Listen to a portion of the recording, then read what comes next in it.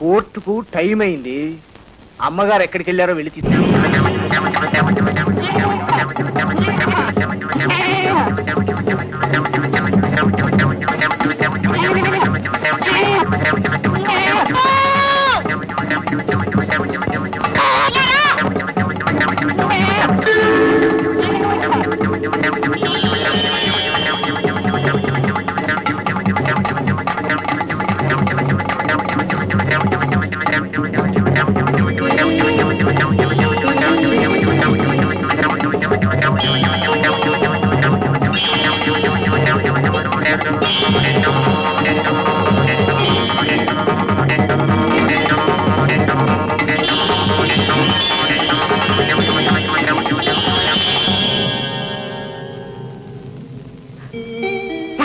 నువ్వు ఇక్కడే ఉండు.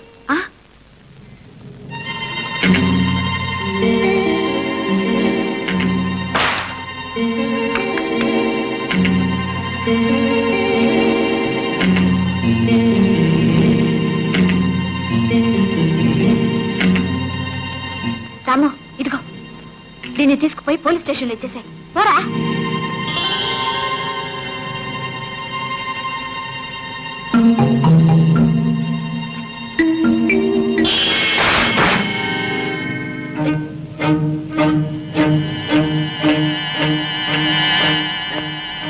ఒకే మాదిరి, అదే మాదిరి.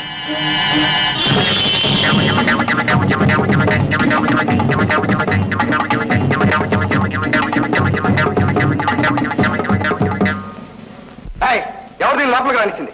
అదే వచ్చింది సార్. ఈ నోట్లో కాగితం ఉంది, ఇందులో వట్టి చిల్లులే ఉన్నాయి. అపాయం, ఎవరికో అపాయంలా ఉంది. ఎవరికి? ఎక్కడ?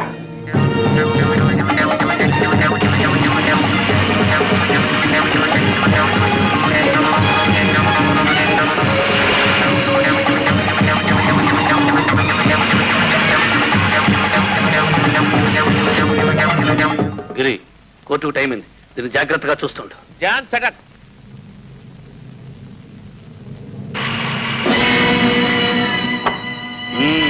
పుట్టేళ్లు పంపించి పోలీసులు పిలిపించావన్నమాట. అవును, ఇంకొక క్షణంలో మీ చేతులకు బేడీలు పడతాయి. మాతో పాటు నీ మొగుడికి కూడా పడతాయి బేడీలు. ఎందుకని? ఇదంతా మేమే చేశామనుకుంటున్నావా? ఆయన చెప్తేనే చేశాం. అసలు నేరస్తుడు మీ ఆయన. కుట్ర చేసిన వాడికి 5 ఏళ్ళు శిక్ష అయితే చేయించేవాడికి 10 ఏళ్ళు. తెలుసా? కరెక్ట్. ఇప్పుడు చెప్పు, ఎలా చేయాలో ఏం చేయాలో ఆలోచించుకుని చెప్పు. ఇక్కడ ఎవరికో ఏదో ఆపదని మాకు కబురు వచ్చింది. అవునండి, నాకే. ఏం జరిగింది? ఎవరో 2 రౌడీలు నా చేతులు కట్టి పడేశారు. ఎక్కడ వాళ్ళు? ఏమ్మా, ఎక్కడ రౌడీలు? పారిపోయారా? అవునండి, వీళ్ళిద్దరూ వచ్చి నన్ను కాపాడారు. నాకేం పర్వాలేదు, మీరు వెళ్ళొచ్చు. ఓకే, మీరు స్టేషన్కి వచ్చి రిపోర్ట్ రాసివ్వండి. వెళ్ళొస్తానమ్మా. వస్తానండి. నమస్కారం.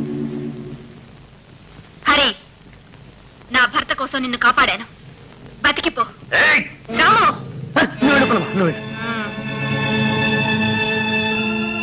ఉన్నమ్మా.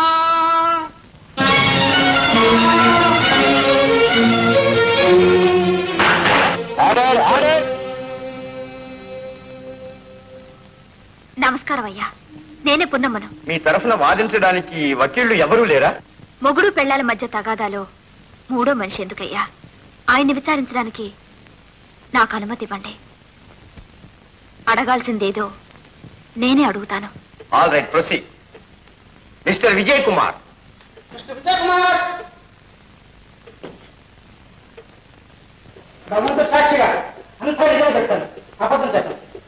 భగవంతుని సాక్షిగా అంతా నిజమే చెప్తాను, అబద్ధం చెప్పను.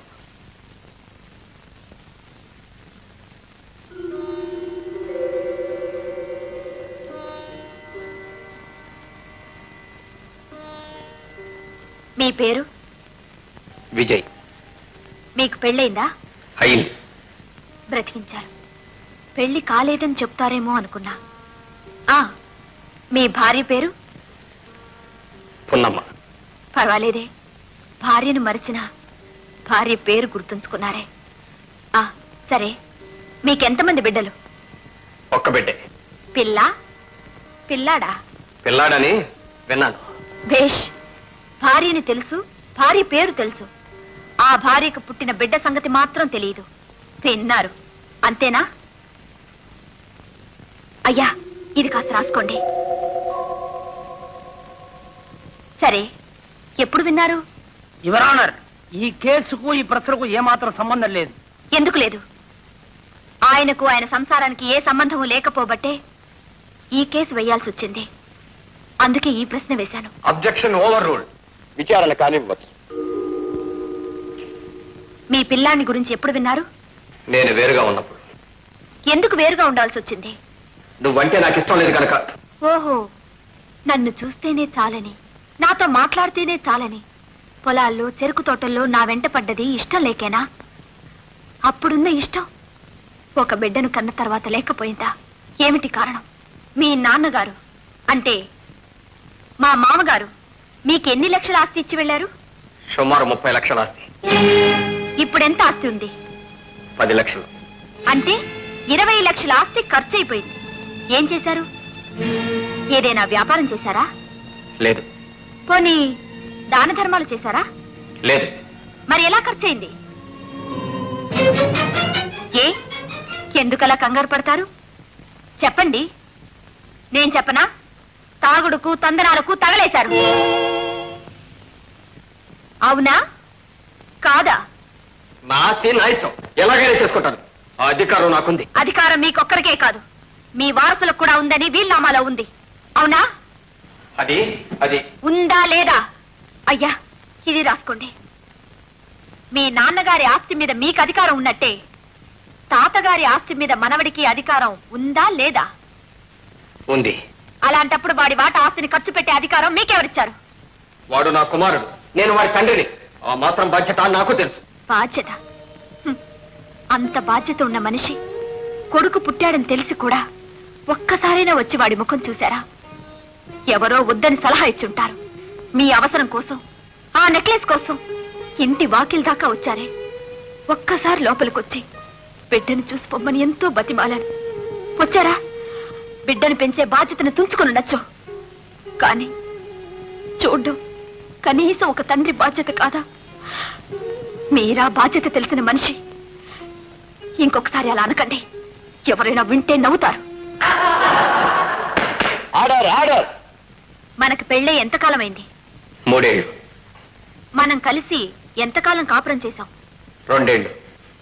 ఆ 2 ఏళ్లలో మీరెంత ఆస్తిని అమ్ముకున్నారు? ఏమీ అమ్మలేదు. మనం విడిపోయి ఎంతకాలమైంది? 1 సంవత్సరం. మనం కలిసిన 2 ఏళ్లలో ఆవగింజంత ఆస్తినైనా అమ్మలేదు. విడిపోయిన 1 సంవత్సరంలో 20 లక్షలు. అంటే ఆస్తిలో 2 వంతులు అమ్మేశారు. ఇలాగే వదిలేస్తే ఏమవుతుంది? ఏం మిగులుతుంది? నా కోసం కాదండి, మీ కన్న బిడ్డ కోసం. రేపు ఆస్తి ఏమైందని మీ కొడుకు అడిగితే నేనేం చెప్పాలి? వాడి సంగతి వదిలేయండి. రేపు అంతా పోగొట్టుకుని మీరొస్తే నేనేం చెయ్యాలి? మిమ్మల్ని ఎలా పోషించాలి? కనీసం మీ కడుపు నిండా అన్నం పెట్టే స్థితిలో అయినా ఉండాలా? అందుకే ఈ కేసు వేశాను. అయ్యా, భగవంతుడు సాక్షిగా చెప్తున్నాను, నా భర్తను కోర్టుకి ఇడవాలని నాకే కోశానా లేదు. అన్ని ఆయన మేలు కోసం, ఆయన క్షేమం కోసమే చేశాను. పూజించే దేవుడి విగ్రహాన్నైనా మురికి పడితే కడక తప్పదు. అదే నేను చేశాను. ఏమండి, ఇప్పటికీ మించిపోయింది లేదు. నన్ను మన్నించండి, మీ పాదాలు పట్టుకుంటాను. వీల్లేదు, అలా జరగడానికి వీల్లేదు.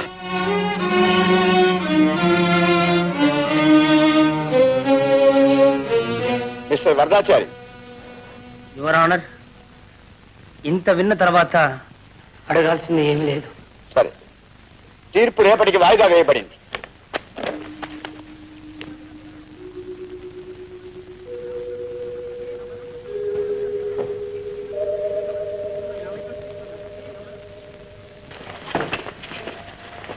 పున్నమ్మా, దేవుడున్నాడమ్మా, నీకు న్యాయమే జరుగుతుంది. అవునమ్మా, ధర్మానికి వకీళ్ళు, సత్యానికి సాక్షులు అక్కర్లేదని నిరూపించావు. అన్ని సాక్షుల కన్నా మన సాక్షి గొప్పదని రుజువు చేశావు. ప్రతివాది విజయకుమార్ అతని భార్య పున్నమ్మ ఎంత బ్రతిమాలుకున్నా ఆమెను నిరాకరించాడు. అతను అనేక దుర్వ్యసనాలకు లోనై కొన్ని లక్షల ఆస్తిని పాడు చేశాడని నిర్వివాదంగా నిరూపించబడింది. ఈ పరిస్థితుల్లో ఏటపాలెం ఎస్టేట్, దానికి సంబంధించిన చరా స్థిర ఆస్తులన్నీ విజయకుమార్ కుమారుడు లేట్ శ్రీ శ్రీపతి మనుమడు అయిన లక్ష్మీపతికి చెందవలసిందిగా తీర్మానించడమైనది. మైనర్ లక్ష్మీపతి మేజర్ అయ్యే వరకు సదరు ఏటపాలెం ఎస్టేటుకు, దానికి సంబంధించిన చరా స్థిర ఆస్తులకు మైనర్కు తల్లి పున్నమ్మనే గార్డియన్ గా నియమించడమైనది. ఎస్టేట్ రాబడి నుంచి నెలకు 1000 రూపాయలు పున్నమ్మ తన భర్త విజయ్ కుమార్కు మనవర్తిగా ఇవ్వవలసిందని ఉత్తర్వు జారీ చేయడమైనది.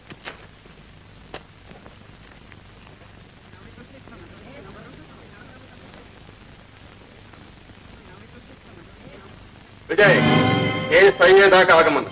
ఆగా ఇప్పుడేమంటా? గుప్తా గారు, హైకోర్టుకు అప్పీల్ చేస్తున్నాను.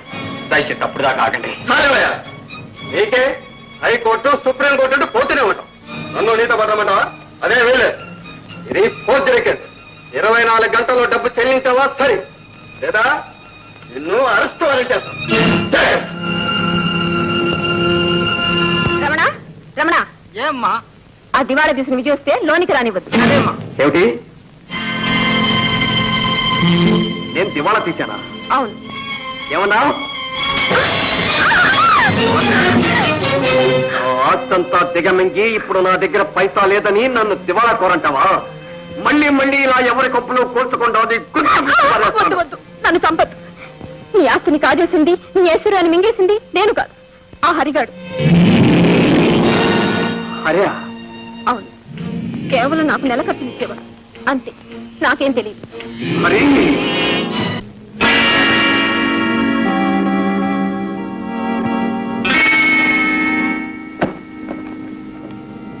ఏమండి, ఎక్కడిదంత డబ్బు? అప్పు చేశాను. అబ్బా, దేనికి? దేనికా?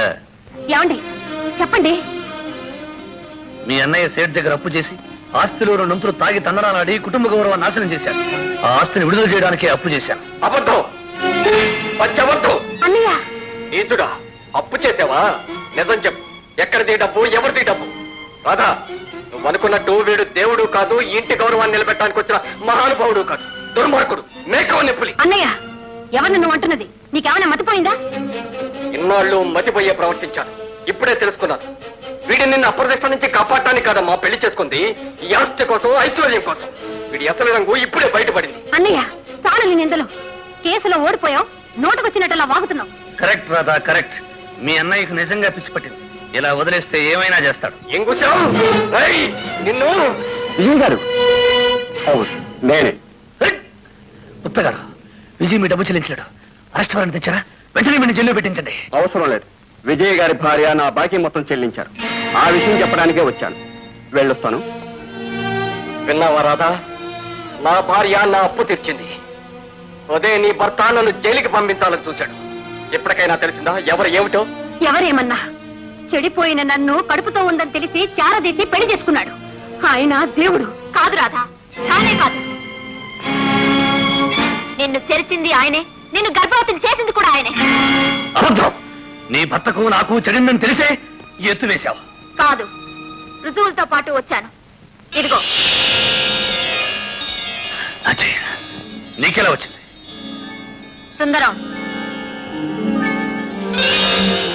జరిగిందంతా చెప్పు. ఒకరోజు హోటల్లో గ్రేప్ జ్యూస్లో మొత్తం మంది కలిపేమని ఆయన చెప్పాడు. నేను ఇచ్చాను. ఆమె స్పృహత పడిపోయింది. ఈయన చర్చి వెళ్ళాడు. ఆ రూమ్ లో నాకు ఈ చైన్ దొరికింది. దీన్ని నమ్మబోతుండగా అమ్మగారు పట్టుకున్నారు. ఇది నీకెక్కడిది, నిజం చెప్తావా లేకపోతే పోలీసులకు చెప్పమంటావంటే భయపడి జరిగినంత చెప్పేశాను, అంతే. నువ్వు వెళ్ళొచ్చు.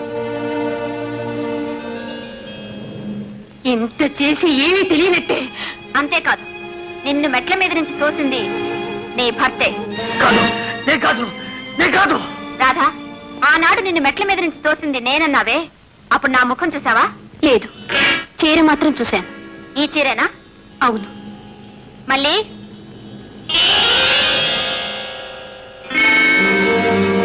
ఒకే మాదిరి, అదే మాదిరి.